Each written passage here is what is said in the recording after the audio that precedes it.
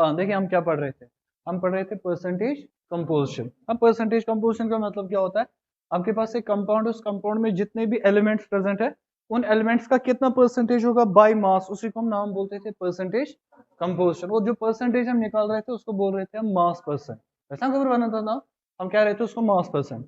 फिर मैंने बोला था अगर आपको एक कंपाउंड दिया होगा, उस कंपाउंड का आपको मास परसेंटेज निकालना है, उसके लिए आपको मास का पता होना जरूरी है। तो देखिए दूसरी बात, अगर आपको एक कंपाउंड में जो एलिमेंट्स हैं उनका मास परसेंटेज पता है, उस मास परसेंटेज से आप उस कंपाउंड का एम्पेरिकल फॉर्मूला निकाल सकते हैं। अगर आपने एम्पेरिकल फॉर्मूला निकाला, वहां पे हमने एक फॉर्मूला भी सीखा था कि जो एम्पेरिकल फॉर्मूला है, अगर आप एम्पेरिकल फॉर्मूला को मल्टीप्लाई करोगे एन वैल्यूज, है ना, आपको याद है एन वैल्यू से, तो आपका जो आंसर आएगा वो आएगा कौन सा फॉर्मूला, वो आएगा बेटा मॉलिक्यूलर फॉर्मूला। तो अच्छा समझ में, आपको क्या करना है, अगर आपको मॉलिक्यूलर फॉर्मूला निकालना, आपको एन वैल्यू को मल्टीप्लाई करना है किसको, एम्पेरिकल फॉर्म। तो आप पूरा सीक्वेंस आप पहले याद रखिए।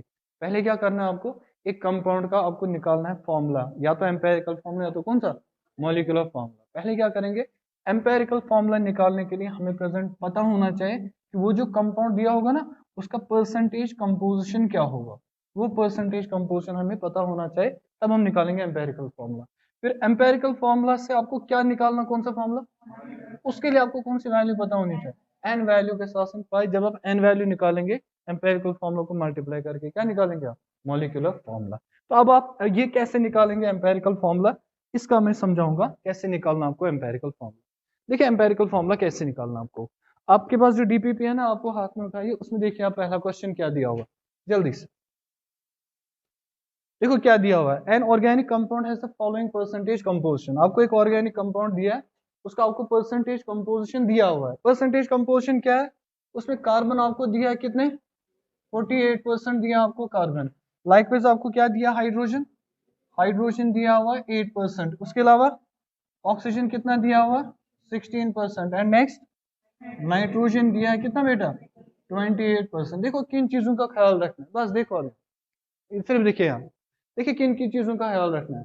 पहली चीज दसों को नजर में देखो, पहली चीज क्या करेंगे, इन परसेंटेज का सम करेंगे और चेक करेंगे क्या ये 100 है या नहीं है। बट कैश करें, पहले परसेंटेज को सम करना है, फिर देखना है 100 है या नहीं है। तो अगर आप इनको सम करोगे इट इज इक्वल टू 100, तो इसका मतलब परसेंटेज कंपोजिशन इज एब्सोल्युटली 100।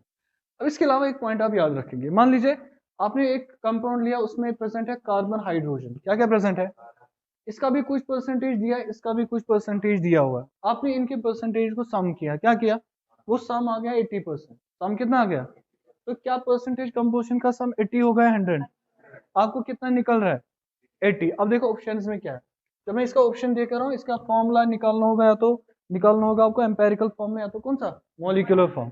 मान लीजिए मुझे एम्पेरिकल फॉर्मूला निकालना है, इसका एम्पेरिकल फॉर्मूला ऐसे लिखा है CH2, इसका दूसरा ऑप्शन लिखा है ऐसे C1H4O2, ऐसा लिखा है इसका एम्पेरिकल फॉर्मूला। या लिखा होगा ऐसे C2HO, या डी पार्ट ऐसे लिखा है C2H2O2। अब देखिए आपको जो कंपाउंड आपको दिया है ना, उसमें क्या क्या एलिमेंट्स दिए हैं, कार्बन एंड हाइड्रोजन है ना, देख कितना है इनका परसेंटेज। लेकिन ऑप्शंस में देखो क्या सिर्फ कार्बन और हाइड्रोजन है, इसके अलावा ऑक्सीजन भी है।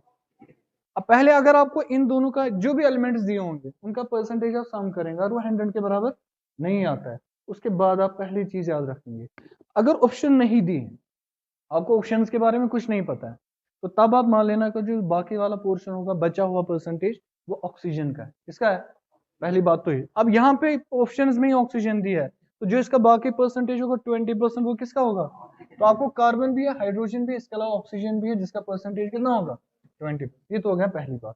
देखिए दूसरी बात क्या, आपको एक कंपाउंड ऐसे दिया है, उसमें दिया आयरन का परसेंटेज, कार्बन का परसेंटेज और नाइट्रोजन का परसेंटेज, इन तीनों का परसेंटेज आपको दिया हुआ है। इनका मैं परसेंटेज निकाल रहा हूं, इन तीन का, मैं बाउंड्री से थोड़ा बाहर जा रहा हूं। देखिए क्या, आपको एक कंपाउंड दिया है, इस कंपाउंड में आपको ये एलिमेंट्स दिए हैं, एक तो दिया आयरन का परसेंटेज, कार्बन का परसेंटेज और नाइट्रोजन, इनका परसेंटेज दिया है। पहली चीज क्या चेक करेंगे आप, पहली चीज क्या चेक करेंगे, पहले देखेंगे कि क्या ये 100 के बराबर है या नहीं है। मैंने इनका चेक किया, आ गया 90%। कितना आ गया, इसमें कितना पेंडिंग है अभी, 10%। वो 10% किसी न किसी एलिमेंट का तो होगा। यहाँ पे मैंने क्या बोला था, अगर ऑप्शन नहीं दिया, कुछ भी नहीं दिया, अब समझ लेना खुद की ये किसका है, ऑक्सीजन का। पर अगर ऑप्शंस में ऑक्सीजन है तब तो ये ज्यादा इजी है कि इसमें ऑक्सीजन। अब इस वाले कंपाउंड के जो ऑप्शंस है, इन ऑप्शंस में ऐसे दिया फॉर्मूला K4FeCN होल 6, ऐसा लिखा है इसके ऑप्शंस में। क्या इसमें कहीं पे ऑक्सीजन है? अब याद रखना, अगर ऑप्शंस में ऑक्सीजन नहीं होगा तब इसका जो बाकी वाला परसेंटेज होगा वो भी ऑक्सीजन नहीं होगा। तब आपको देखना है किस किस का दिया, आयरन भी दिया, कार्बन और नाइट्रोजन, कार्बन नाइट्रोजन और आयरन दिया, बचा क्या? पोटेशियम। तो जो बाकी वाला परसेंटेज वो किसका है? पोटेशियम। तो पहली चीज क्या करेंगे आप, पहले आप देखेंगे कि जो कंपाउंड आपको दिया हुआ उसका जो परसेंटेज टोटल में दिया है क्या वो 100 के बराबर है या नहीं है। अगर ऑप्शंस नहीं मेंशन किए गए हैं या ऑप्शंस अगर मेंशन है कि ऑप्शंस में ऑक्सीजन है, तब अगर आपको परसेंटेज 100 नहीं निकल रहा है, आप पहले देखेंगे जो बाकी वाला परसेंटेज है वो किसका है? ऑक्सीजन का। लेकिन अगर ऑप्शंस में ऑक्सीजन नहीं है तो जो बचा हुआ परसेंटेज होगा वो उस एलिमेंट का होगा जिसका आपको नहीं दिया होगा। तो कथा है, समझ। तो पहली चीज उसको याद रखना है, अदरवाइज क्वेश्चन में बहुत गड़बड़ हो सकता है। देखिए ये तो होगी पहली चीज। बताए अब आपको क्या इसका जो परसेंटेज दिया तो वो 100 के बराबर है, ये निकलेगा इट इज इक्वल टू 100। इसका मतलब आपको कुछ और ढूंढना नहीं। अब आपको क्या करना है, आपको निकालना है इसका एम्पेरिकल फॉर्मूला क्या आएगा। पहले हम निकालते हैं एम्पेरिकल फॉर्मूला, उसके बाद हम चेक करते हैं कि वो जो एम्पेरिकल फॉर्मूला है खबर सोइमाशी मॉलिक्यूलर फॉर्मूला। तो उसके लिए क्या क्या करना है सुनिए। पहले मैं इसको कुछ ना, अगर आप टेक्स्ट बुक पे देखेंगे वो टेबल वेबल बनाया होगा, अब टेबल वेबल कुछ भी नहीं बना। देखिए क्या करेंगे, अब कार्बन लेंगे इसका परसेंटेज, डिवाइड करेंगे इसका एटॉमिक मास। लाइकवाइज आप लेंगे हाइड्रोजन, हाइड्रोजन का कितना परसेंटेज होगा, डिवाइड करेंगे इसका कौन सा मास, इसका एटॉमिक मास। ठीक है। लाइकवाइज क्या लिया आपने, ऑक्सीजन, इसका कितना परसेंटेज दिया है, डिवाइड इसका कौन सा मास, एटॉमिक मास। उसके बाद क्या लिया आपने, नाइट्रोजन का कितना परसेंटेज होगा, डिवाइड करना है इसका एटॉमिक मास। जब भी हम करेंगे परसेंटेज को डिवाइड किससे, एटॉमिक मास से। अगर आपको परसेंटेज दिया और एटॉमिक मास से आप डिवाइड कर रहे हैं, इससे देखना आंसर क्या आएगा। मान लीजिए इसका आंसर आ गया 1, इसका आंसर कितना आ गया, इसको बुलाएं। मान लीजिए इसका आंसर कितना आ गया, मान लो इसका आंसर आ गया 2। अगर ये 1 आ गया ना, ये 2 आ गया, देखो इसका मतलब क्या है, जो इस कंपाउंड का एम्पेरिकल फॉर्मूला है उसमें कार्बन का 1 मोल होगा, उसमें हाइड्रोजन के 2 मोल्स होंगे। इसको बोलते हैं हम रिलेटिव रेशो। क्या बोलते हैं, इन दोनों का रेशो कितना आ गया, 1:2। तो क्या मैं ऐसे भी बता सकता हूं, जो इसका एम्पेरिकल फॉर्मूला निकलेगा उसमें कार्बन का 1 एटम होगा, उसमें हाइड्रोजन के 2 एटम्स होंगे। तो इस 1 और 2 को या तो आप एटम मानेंगे या तो मोल्स मानेंगे, दोनों चीजें याद। आई बात समझ। परसेंटेज को डिवाइड करूंगा एटॉमिक मास से, आंसर आएगा या तो रिलेटिव नंबर ऑफ मोल्स या तो रिलेटिव नंबर ऑफ एटम्स। आप इसको मोल मानो एटम मान लो, आंसर वही है। इसके एम्पेरिकल फॉर्मूला है कार्बन का 1 एटम और हाइड्रोजन के 2 एटम्स। इसके एम्पेरिकल फॉर्मूला में कार्बन का 1 मोल है और हाइड्रोजन के कितने मोल्स है, 2 मोल्स। तो ये परसेंटेज जोड़ में एटॉमिक मास से क्या आंसर आएगा, रिलेटिव रेशो ऑफ या तो नंबर ऑफ एटम्स या तो relative ratio of number of moles. ये तो शिकार सिंपल था यार, देखो percentage divide by atomic mass. अब आपने परसेंटेज आपको दिया हुआ है, परसेंटेज कितना दिया, आप करेंगे 48 डिवाइड बाय कार्बन का एटॉमिक मास 12, हाइड्रोजन का परसेंटेज 8%, डिवाइड किससे करेंगे 1 से। बताइए ऑक्सीजन का परसेंटेज, ऑक्सीजन का परसेंटेज 16 डिवाइड बाय किससे करेंगे, बताइए। उसके बाद क्या है, नाइट्रोजन का कितना परसेंट है 28 डिवाइड बाय इसका एटॉमिक मास कितना 14। करिए इसको सॉल्व, कार्बन को इसको डिवाइड करेंगे तो 4 आएगा, हाइड्रोजन को देखेंगे तो 8 आएगा, बताए ऑक्सीजन, ऑक्सीजन का आएगा ना 1, नाइट्रोजन का कितना आएगा 2। अब ये जो फॉर्मूला है it is empirical formula, simple answer. ये कौन सा फॉर्मूला है, तो आपने एम्पेरिकल फॉर्मूला कैसे निकाला, percentage divide by atomic mass करके। अब देखिए क्या क्या प्रॉब्लम्स होंगे। ये रेशो जो यहाँ पे निकला ये है 4, 8, 1 एंड 2, तो ना ये सिंपल आराम से रेशो आ गया। अब इसको मान सकते हैं ये एम्पेरिकल फॉर्म। लेकिन कभी कभार क्या होगा, ये जो रेशो होगा ना ये इतना सिंपल नहीं आएगा, आपको इसको सिंपल बनाना पड़ेगा। समझा का, ये जो रेशियो है ना यहाँ पे अभी तो सिंपल निकल रहा है, आपने आराम से लिखा और ये इसका आंसर भी है C4H8O1N2, ये इसका एम्पेरिकल फॉर्म। लेकिन अगर ये ऐसे रेशियो नहीं निकला तो इसको क्या करना है, पहले इसको सिंपल रेशियो बनाना है। सिंपल रेशियो कैसे बनाएंगे वो हम नेक्स्ट क्वेश्चन में समझेंगे। यहाँ तक बात समझ में आई। इस वाले फॉर्मूला को कौन सा फॉर्मूला बोलते हैं, ये बनेगा इसका एम्पेरिकल। आप देखिए ऑप्शन में है कोई है इसका C4H8O1N2। सिर्फ इसमें ट्रिक एक ही चीज है, परसेंटेज में एटॉमिक मास। जितनी तो कारण क्वेश्चन खुला है, लिख लो पहले ही। और से फोन बंद, यहाँ देखो, और से लिखिए क्वेश्चन बंद, इसका लिख लो ये आंसर।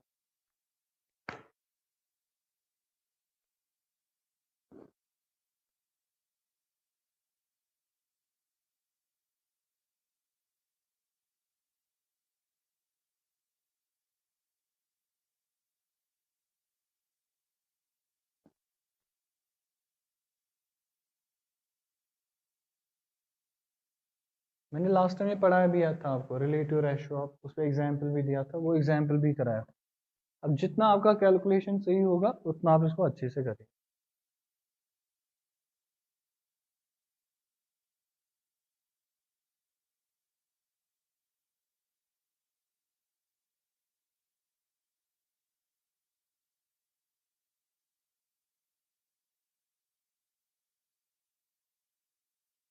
तो परसेंटेज कंपोजिशन को जब आप सॉल्व करोगे ना ऐसे, जो पहले आंसर आएगा ना, it is always empirical formula, क्या है निकलेगा। अब ये कभी कभार मॉलिक्यूलर फार्मूला भी हो सकता है एक कंडीशन पे, बताइए कब, अगर एन का वैल्यू 1 हो तो वो हमें चेक करना पड़ेगा क्या एन वैल्यू 1 है या नहीं है, वो हम देखेंगे। कर लिया आपने ये वाला। अच्छा मैं इसको रब करूं, चलिए पढ़िए दूसरे क्वेश्चन में क्या लिखा हुआ है। हाँ एक कंपाउंड आपको दिया हुआ है, हाँ उसका परसेंटेज कंपोजिशन आपको पता है ना, you know it is percentage composition. A compound on analysis was found to contain sodium, कितना है इसमें सोडियम, तो आप डायरेक्टली लिखेंगे 14.31 है ना, 14.31। बताइए परसेंटेज है, डिवाइड किससे करेंगे, इसके ना इसके एटॉमिक मास, कर सकते हैं ना, इसका एटॉमिक मास कितना होता है सोडियम का, 23 होगा ना, ये तो आ गया सोडियम। इसके बाद बताइए सल्फर कितना है, 9.97% है ना, सल्फर का एटॉमिक मास कितना हो गया 32, डिवाइड कर दो। उसके बाद ऑक्सीजन है कितना 69.5, डिवाइड करेंगे, इसका एटॉमिक मास है कितना है 16। उसके अलावा हाइड्रोजन कितना दिया हुआ है 6.22, 6.22 डिवाइड किससे करेंगे आप, डिवाइड करेंगे इसके एटॉमिक मास। पहले देखिए परसेंटेज का सम किसके बराबर होना चाहिए, 100 के बराबर। ये कितना है 69.5 को 70 मान लो फॉर एग्जाम्पल, अगर ये 70 है ये हो गया 10, कितना हो गया 80, इन दोनों को इक्वेट हो गया 80, 14 और 6 हो गए 20, तो पूरा 100, ठीक है ना, बस ये हो गया 100। अब देखिए आप क्या करेंगे, सोडियम को अगर आप देखेंगे ना कितने एटम्स होंगे, 14.31 डिवाइड बाई 23। कोई भी आइडिया देख के बताओ क्या आएगा इसका आंसर, कोई भी आइडिया लगा के इसका आप सोचो। ये देखो कितना आएगा 0.622। अब देखो आएगा ये, अगर आप इसको करोगे ना 14.31 वुड बी इक्वल टू 0.622, ये आएगा इसके बराबर 0.622। लाइकवाइज अगर यहाँ पे आपने लिया ना सल्फर, सल्फर किसके बराबर आएगा, ये कितना आएगा, वही हो गया तो चलेगा। अब देखिए ये वाला 9.97 डिवाइड बाई 32, इसका आएगा 0.311, आएगा ना ये 0.311। अगर आप ये ऑक्सीजन देखेंगे, ऑक्सीजन आएगा 4.34, 4.34, हाइड्रोजन कितना आएगा 6.22। क्या इससे पहले वाले क्वेश्चन में भी हमने यही किया था ना, यही तो किया था, लेकिन वहां पे जो रेशो आया था वो पहले ही सिंपल आया था।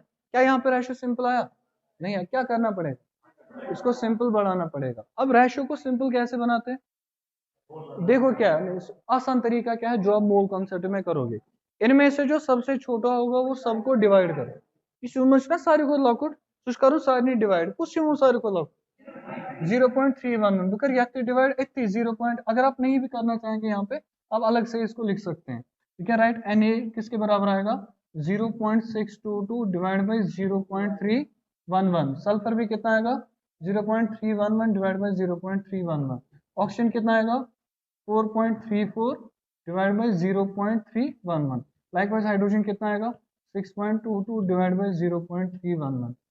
आया ना यहाँ तक, बिल्कुल इजी है, कोई डिफिकल्ट चीज नहीं है।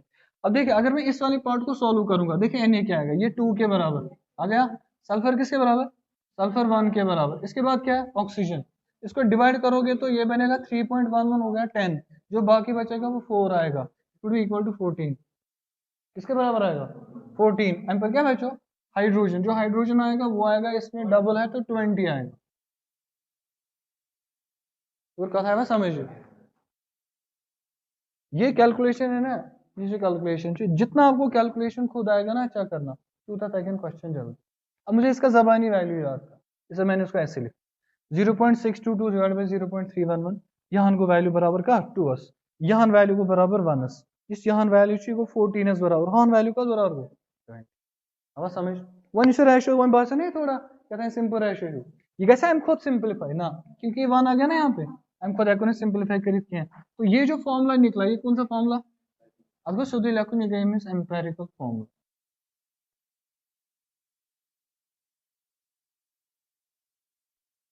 तो तो पहले आपने निकाला इसका एम्पेरिकल फॉर्मूला Na2S1O14H20। और देखो क्वेश्चन में, हाँ जल्दी से लिखो, अब साथ साथ किया करो।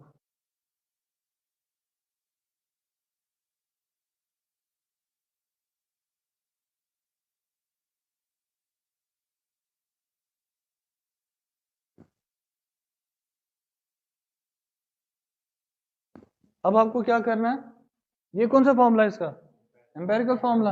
अब आपको क्वेश्चन में क्या दिया हुआ है, निकालना क्या आपको, हमें तो चाहे मॉलिक्यूलर फॉर्मूला। अब मॉलिक्यूलर फॉर्मूला किसके बराबर होता है, एम्पेरिकल फॉर्मूला मल्टीप्लाइड बाय कौन सा वैल्यू। तो क्या आपको एन वैल्यू पता है, नहीं है ना, तो हमें तो नहीं पता एन वैल्यू कितना है।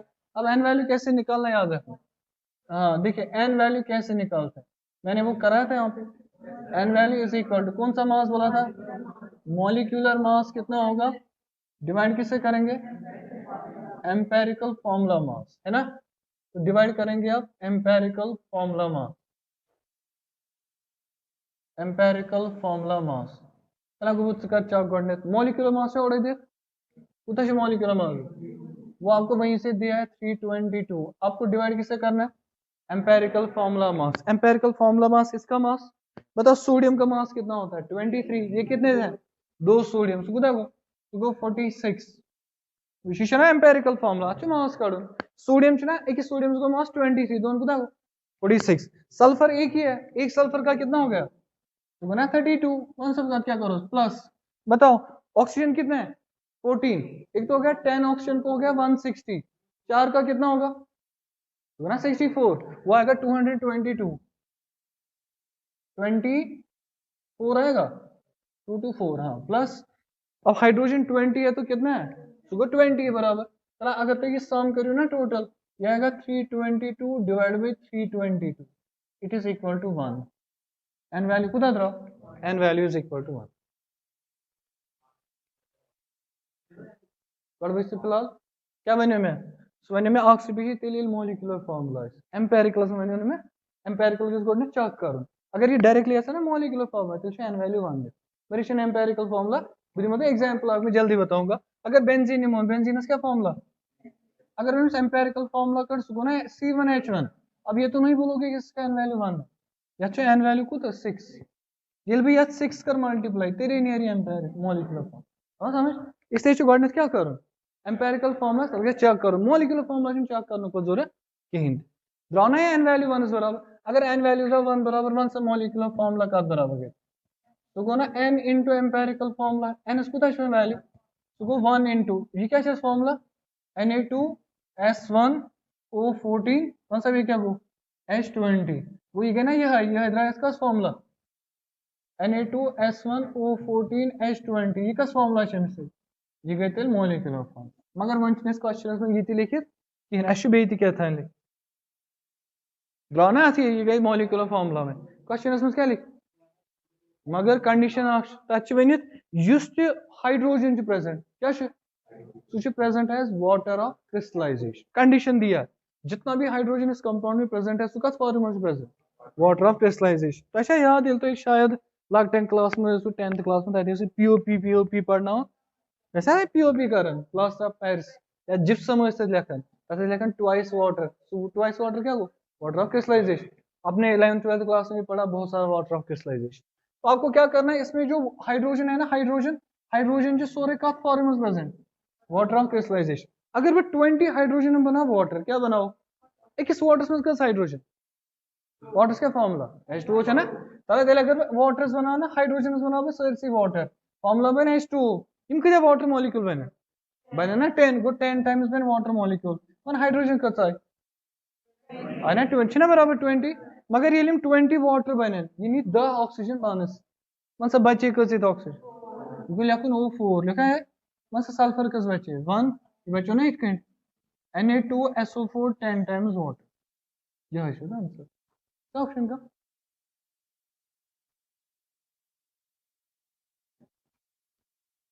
तो आवाज समझिए कारण क्यों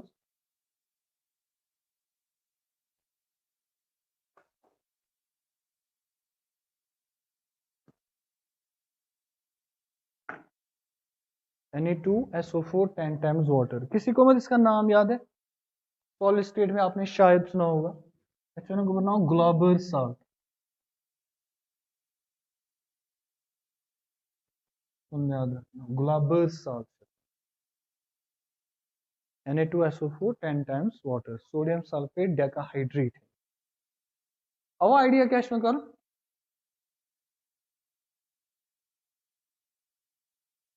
इस साल जो नीट में क्वेश्चन आया था 2021 में, वो इसी में आया, इसी में आया था, वो भी मैं समझाऊंगा कैसे करना है, लेकिन पहले आप ये क्वेश्चन कर लो। चलो ऊपर नेक्स्ट क्वेश्चन था क्या है?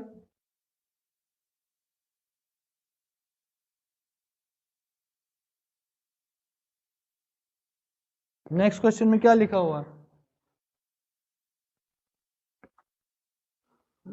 A compound contains, क्या क्या इसमें दिया हुआ है? आयरन। आयरन कितना दिया हुआ है? हाँ 15.2176, 15.2176 दिया आयरन। इसके अलावा क्या दिया? कार्बन दिया 19.56, कार्बन दिया 19.56, ये दिया। हाँ बताइए इसके बाद क्या दिया? नाइट्रोजन कितना दिया?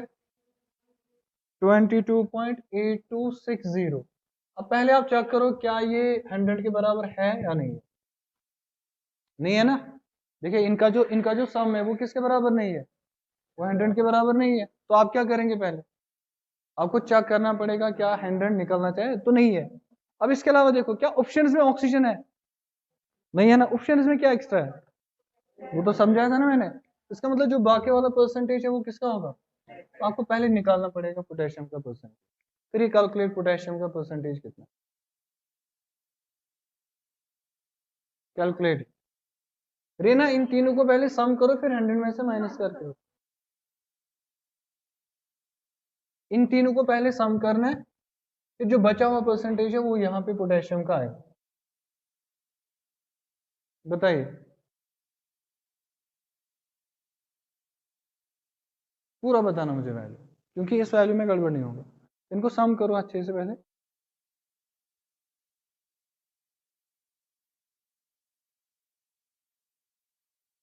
हाँ 15.2176, 19.56, 22.8260 इज इक्वल टू आया ना 42.396, इतना परसेंट आएगा इसका पोटेशियम। आ गया ना? अब आप क्या करोगे? तो आसान है, आप डिवाइड करेंगे इनके एटॉमिक मास, करना आएगा ना? हाँ बताइए आयरन का एटॉमिक मास। नीटेस्ट पॉइंट भाई जी, पोजीशन लेकिन 9th क्लास में एक्लेट ये रिफ्रेशर कोर्स के 56। हाँ कार्बन इसको दागो 12, नाइट्रोजन इसको दागो 14, पोटेशियम इसको दागो 39।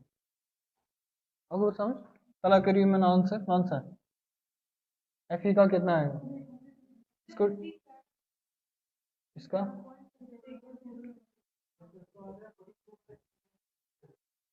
मतलब किसका परसेंटेज? चलिए तरह बात कर पाने 20 और 20 हो गए 40 50, इसमें इसका कितना आ रहा है? यही तो है।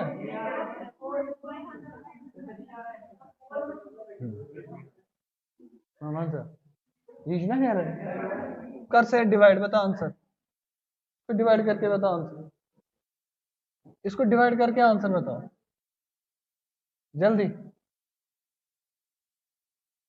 15 30 आएगा वो 1 0.2, पूरा बताओ वो वैल्यू 0.271, इसका बताओ कार्बन का 1.63, नाइट्रोजन का बताओ 1.7, अब देखिए आएगा 1.7 लगभग।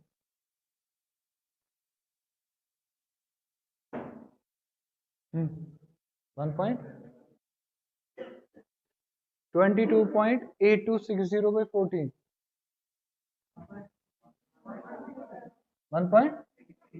1.63। ठीक है बताइए इसका पोटेशियम 1.08। अब बताइए इनमें से कम कौन है? कम कौन है इनमें से? 0.271, सबको डिवाइड करो 0.271, इसको भी 0.271, इसको भी 0.271, और इसको भी क्या 0.271। अभी आसान है, इसमें Fe आएगा एक ही बार, कार्बन आएगा 6 बार, नाइट्रोजन भी आएगा 6 बार, पोटेशियम आएगा 4 टाइम्स। वही हो गया 6.0 को 3 मतलब 6, ये बनेगा इसका एम्पेरिकल फॉर्मूला। ये समझ याद, अगर आ गया ना 6.011 6.11 उसको नियरेस्ट नंबर 6 ही मानना चाहिए। कत मज मगर परसेंटेज कंपोजिशन उसको 6 ही मानना चाहिए, ये इसका फॉर्मूला बनेगा। अब आप बताओ ऑप्शंस में ये जो फॉर्मूला है ना, ये कौन सा फॉर्मूला है इसका, एम्पेरिकल। अब आपको वही दिया molecular mass of compound is 368।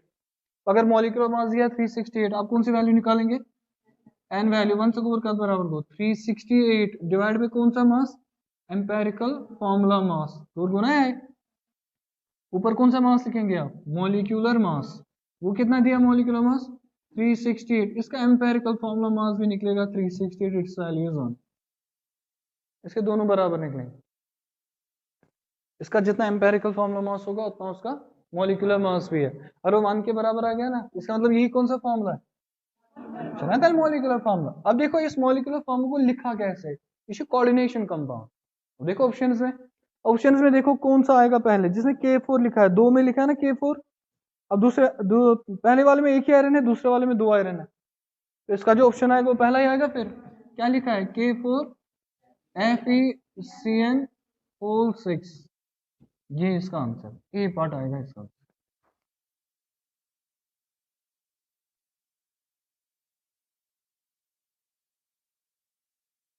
आएगा करना, सिंपल है।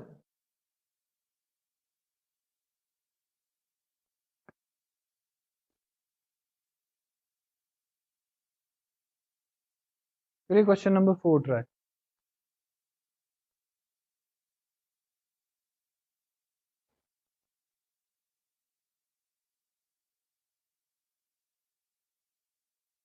कैसे बेटा, क्वेश्चन नंबर 4, क्वेश्चन नंबर 4 में आप परसेंटेज दिया है, मास दिया हुआ। आप देखो मास दिया हुआ ना, बताओ किसका कितना मास दिया है। हाँ कार्बन कितना दिया हुआ, 10.06 ग्राम दिया है कार्बन, ठीक। हाइड्रोजन कितना दिया, 0.84 ग्राम दिया हाइड्रोजन। इसके अलावा क्लोरीन कितना दिया हुआ, 89.10 ग्राम, ये दिया ना, ये दिया ना 3 का मास। पहले देखिए ये जो मास है ना, इसको करने के 2 तरीके हैं। या तो एक तरीका है आप पहले इन तीनों के मासेस को सम करेंगे ना, वो जो जितना मास आएगा ना, फिर निकालोगे पहले परसेंटेज, वो एक तरीका है। लेकिन इसमें मुझे और एक तरीका भी नजर आ रहा है, अगर आप इनका सम करोगे वो शायद 100 निकलेगा।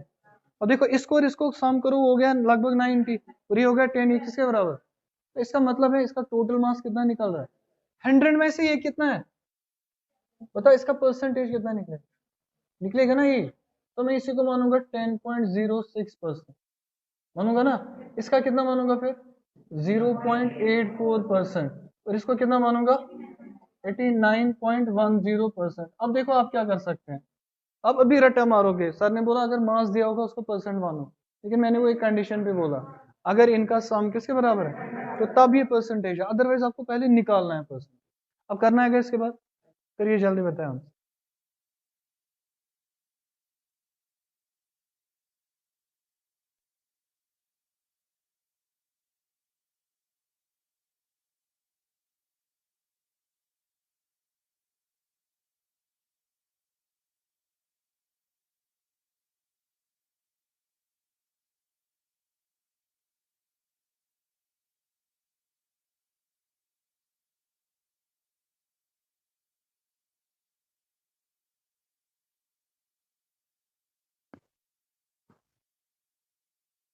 क्लोरीन कितना हो गया 35.5,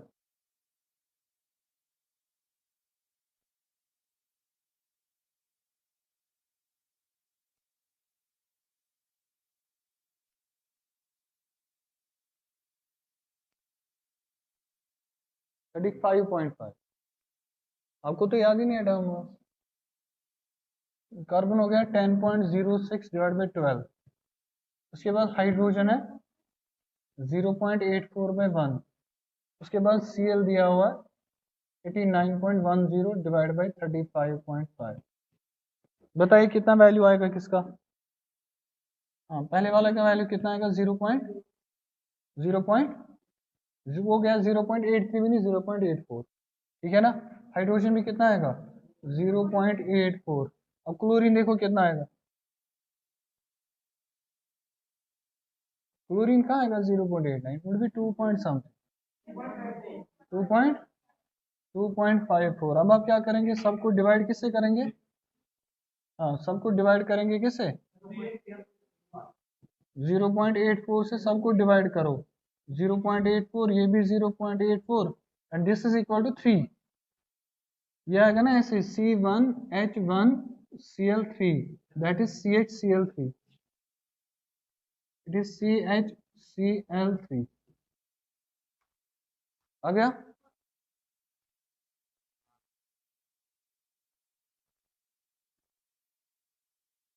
वो भी कर सकते, वो रिवर्स मेथड का। हाँ, वो रिवर्स मेथड है इसका। आई आपको बात समझ? अब आइडिया कैश कर। चलो नेक्स्ट क्वेश्चन पे जाओ। अब नेक्स्ट क्वेश्चन ऐसे मेथड वाला क्वेश्चन नहीं है। नेक्स्ट क्वेश्चन से पता चलेगा आपको मूल कॉन्सेप्ट कितना आता है। हाँ, पढ़िए नेक्स्ट क्वेश्चन में क्या लिखा है। नेक्स्ट क्वेश्चन, चलो ये तो आसान है, आएगा करना। अब मैं इसको छोड़ रहा हूँ, आप जाए क्वेश्चन नंबर 6 पे। क्या लिखा है 6 में? A welding fuel gas contains carbon and hydrogen only. आपने एक फ्यूल गैस लिया हुआ, उसमें क्या क्या एलिमेंट्स प्रेजेंट है? Carbon and hydrogen. Burning a small sample of it in oxygen gives, अगर इसकी आप बर्निंग करेंगे ना, कंबशन, ऑक्सीजन में क्या क्या देता है ये? Gives carbon dioxide and water. एक तो ये कार्बन डाइऑक्साइड दे रहा है, और क्या दे रहा है? और वाटर दे रहा है। ठीक है ना। अब ये कार्बन डाइऑक्साइड कितना दे रहा है?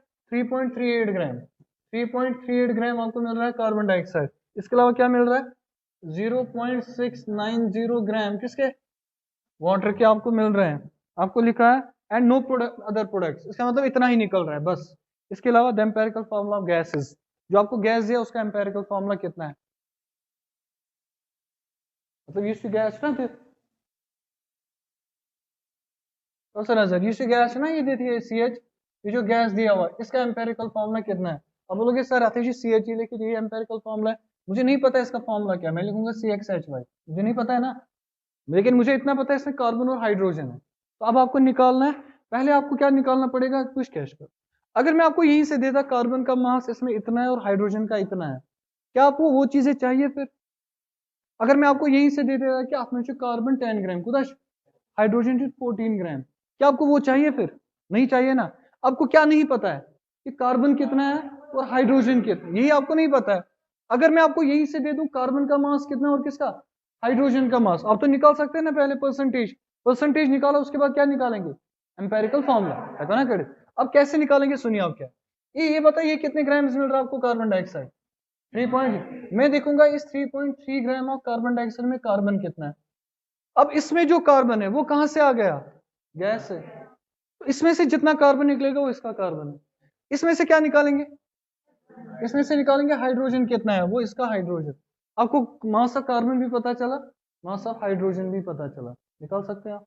चला गुबत स्थान में आखिर में चला यात्मजन में कार्बन डाइऑक्साइड का अगर भी निमक ना 44 ग्राम कुता निमक 44 ग्राम उसको तो नहीं कार्बन। देखो यार, ये ना कार्बन डाइऑक्साइड आप समझिए, कार्बन के कितने ग्राम? 12। बताओ ऑक्सीजन के कितने? 32 ग्राम। कितना मिल रहा है आपको टोटल? मतलब अगर आप कार्बन डाइऑक्साइड के कितने ग्राम लेंगे आपको कितना मिलेगा कार्बन? अगर आप इसका 1 ग्राम लेंगे 12 बाय 44, अगर आप इसके कितने लेंगे वही मल्टीप्लाई करें तो समझा भैया क्लियर है। ये क्या कंपाउंड निकल रहा है? आपको इतने इसके ग्राम्स दिए हैं, तो पहले इसका सीधे मोलर मास निकालो। इसके 12 ग्राम्स, इसके 32 ग्राम्स, कार्बन डाइऑक्साइड कितना मिल रहा है? कार्बन डाइऑक्साइड कैन 44 ग्राम्स इनमें प्रेजेंट, कार्बन किस ग्राम? 12 ग्राम्स। बूश अगर वो कार्बन डाइऑक्साइड अब कोई ग्राम नहीं तिलकुतने रेमस कैसा, ये कार्बन कितना निकलेगा? तो मैं इसी चीज को अब लिख रहा हूँ। तो नजर क्या लिया अकबर, मैं लिखूंगा मोलर मास। लिख के रखो आप, पहले लिखो था लिखे कैलकुलेशन ऑफ, ये लिखा पहले, ये बना के रखो, क्या उस बनाई।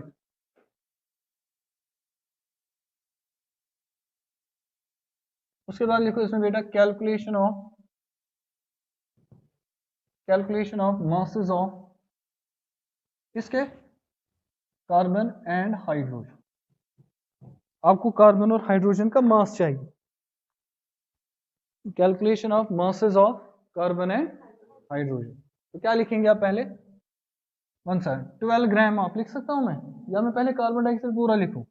तो मैं लिखूंगा 12 gram of carbon are present in, बताओ किसमें? हाँ कार्बन डाइऑक्साइड में, है कि नहीं? कितने मास में? 44 में। तो कहा है समझ? आपको कितने में से निकालना है? आपको कितने में से निकालना है? मुझे कार्बन नहीं निकालना, मुझे कार्बन नहीं निकालना, मुझे कार्बन नहीं निकालना, मैं मुझे इसका रिवर्स लिखना है, मुझे इसका रिवर्स लिखना है।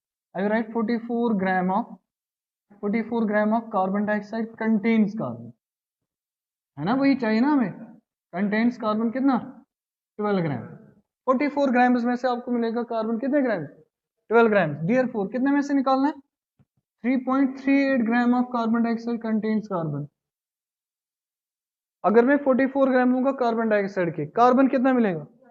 अगर एक समझ, अगर भी एमिक निम आको ग्राम कार्बन डाइऑक्साइड निम आको ग्राम, कार्बन कोता मेल 12 डिवाइड बाय 44 गो अके ग्राम मज नेर 12 बाय 44 मे छ अके ग्राम मज काडुन कि मे छ काडुन 3.38, तो क्या करो मल्टीप्लाई 3.38 ग्राम, देखो कितना है, करिए ट्राई। 12 डिवाइड बाय 44 इंटू 3.38 ग्राम आएगा ऑलमोस्ट 0.92 के करीब आ गया। तो ये आएगा 0.92 ग्राम। ये व्हाट इज द 0.92 नाउ? इसमें कार्बन कितना है? इतना ना है इसमें को यथ मज कूचान कार्बन सह एक्चुअली यथ मज और समझ गो यथ मज कार्बन आव ये कम पे आव ये पे ये वन वह क्या लिखो इथे कहीं कुछ से मास ऑफ कार्बन। अब आपको क्या निकालना है? Mass of hydrogen. हाइड्रोजन के लिए आप क्या लिखेंगे? अगर आप वाटर के कितने ग्राम्स देंगे? 18 ग्राम्स, तम मज कूता नियर हाइड्रोजन 2 ग्राम्स नियर कि तला वन ये लिखो ये क्या लिखन 44 ग्राम ऑफ कार्बन डाइऑक्साइड लिखा 18 gram of water contains hydrogen one सा बेटा कूता हाइड्रोजन इक्वल टू 2 ग्राम्स। आपको कितने ग्राम्स में से निकालना है? 0.690, तो आप लिखेंगे therefore 0.690 gram of water contains कैसा हाइड्रोजन, कितना? वन सा 2 divide by 18 into 0.69, 2 divide by 18 into 0.690, 2.0690 divided by 18 0.076 ग्राम। बताइए किस किस का आंसर आ गया? वो मास ऑफ कार्बन, वो कार्बन का मास, ये किसका? अब आपको क्या करना है? ये वाटर का मास नहीं है, ये कार्बन मास, ये हाइड्रोजन मास, राना दान में मास टोटल मास था क्या काटू? अगर टोटल मास पता है, इनका मास भी पता है, पहले परसेंटेज निकालोगे तो लिखिए देयरफॉर परसेंटेज ऑफ कार्बन।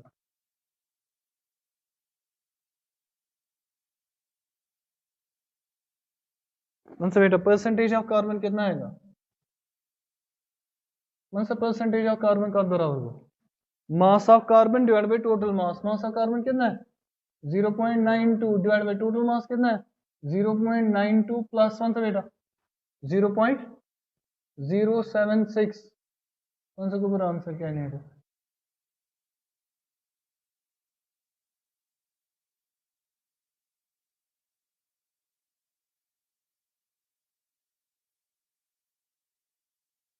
देखो ये आएगा लगभग कितना? हाँ 1.06।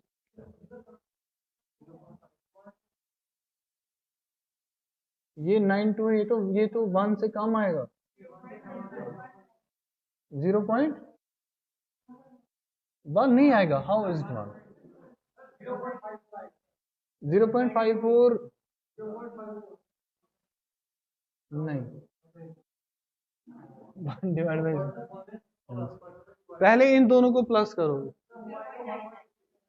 ये आएगा 0.9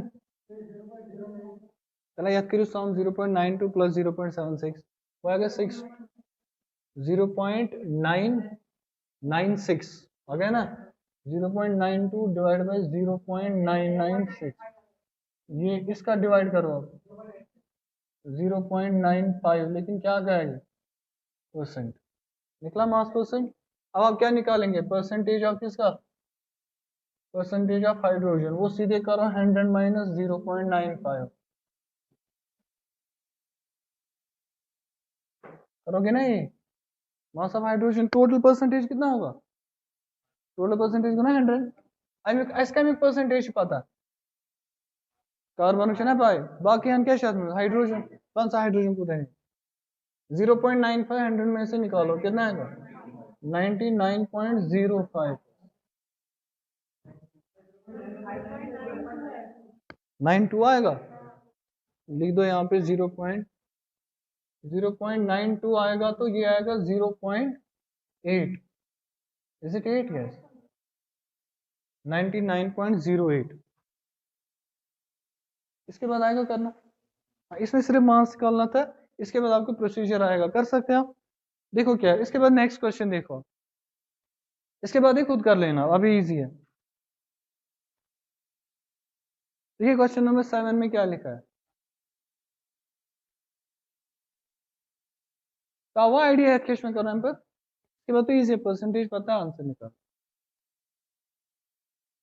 क्वेश्चन 7 आएगा करना, क्या दिया आपको, हाँ आपको आ गया समझ, आपको पहले 40% दिया है, हाइड्रोजन भी दिया है कितना 6.6 है, और जो बाकी बचा है वो क्या है ऑक्सीजन। अब इसका आपको वेपर डेंसिटी दिया है, वेपर डेंसिटी कितना दिया है वी डिशना थी 30, आपको निकालना है मोलर मास, मॉलिक्यूलर मास किसके बराबर होता है twice into vapour density which is equal to 60, ना 2 into 30, तो इसका मॉलिक्यूलर मास आपको दिया है, आप क्या निकालेंगे वन इसको एम्पेरिकल फार्मूला, एम्पेरिकल फार्मूला दे तत्को मास तत्को N value, empirical formula N value multiply करने मॉलिक्यूलर फार्मूला, कर सकते हैं आप, इतना कर लेना आप, बाकी वाले क्वेश्चंस में इंशाल्लाह नेक्स्ट लेक्चर में दिखाऊंगा।